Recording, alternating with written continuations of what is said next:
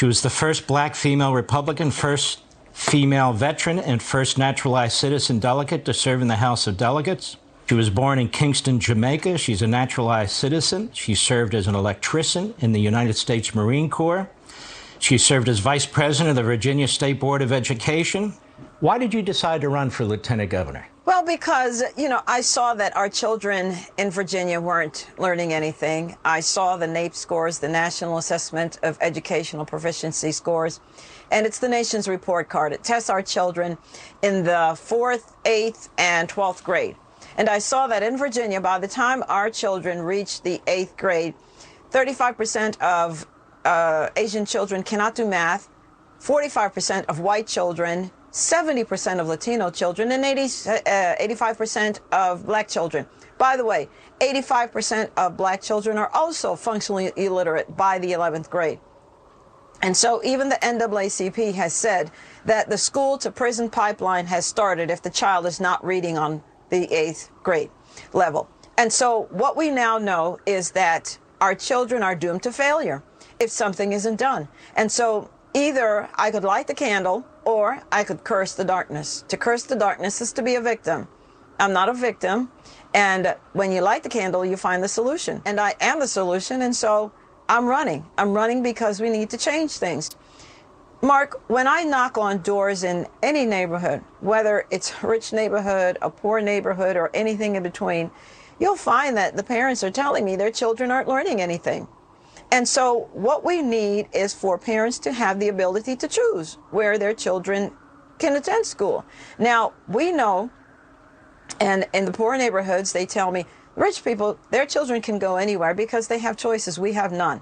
And so I think when you talk to me about racism, which is what you always hear the other side talk about, racism, well, the ultimate racism is probably education, because that child is doomed. And there is no option for that child except to stay in the brick building. And so what we want to do is to give the parents the ability to choose. And when that happens, the children are going to thrive. And they're not just going to survive, they're going to thrive. And why is that? Because now there's competition. Competition is good for business. Competition is good for education. I'm even going even further out from Virginia. I'm looking at the whole planet. We are acting as if we are on this planet by ourselves. Everybody saw that hypersonic missile that China just threw up. And it shocked everybody. Shocked. But why should you be shocked? China has more honor students than we even have students in all of America. Furthermore, China, as economists are predicting, that they will be the #1 superpower. Why is anyone shocked? I saw that General Miley was shocked. Are you kidding me? Listen, we have to do something with our education system, and we've got to do it now, because already 70% of the jobs, the current jobs, you need something past high school. And so if you're not even graduating from high school, you're doomed. Where are you going to go? There are no doors open to you. And so we have got to have educational choice, and we need that now. And by the way, don't we now know that school boards are important? We used to, well, it's just the school board. And now we know it is so important. I don't care if it's chief, dog catcher, that the election is for, get out there and vote. The school board associations, they wanted parents to get involved in their children's education.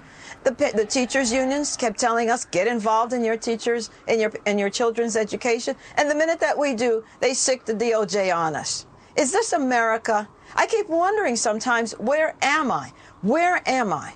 So we're going to change things in Virginia, and we're going to lead the way for the rest of the country come next year. It's not lost on me that Terry McAuliffe's kids went to a very expensive private school. It's not lost on me that Barack Obama's kids went to a very expensive private school.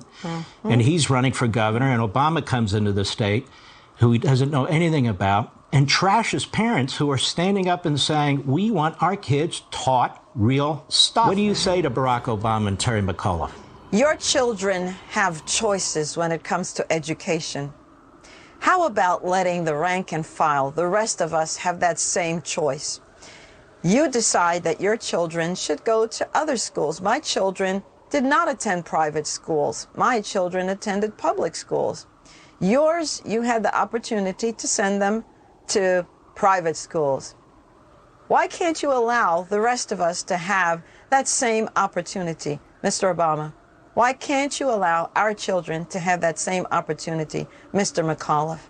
It seems to me it's hypocritical, and we're seeing right through that, because our children are the ones who are in danger of failing. We need better education systems, because we need to create generational wealth. Our children can't always start at the bottom. Education lifted my father out of poverty. He came to America with $1.75 from Jamaica, $1.75. Took any job he could find and put himself through school, and now he's comfortably retired.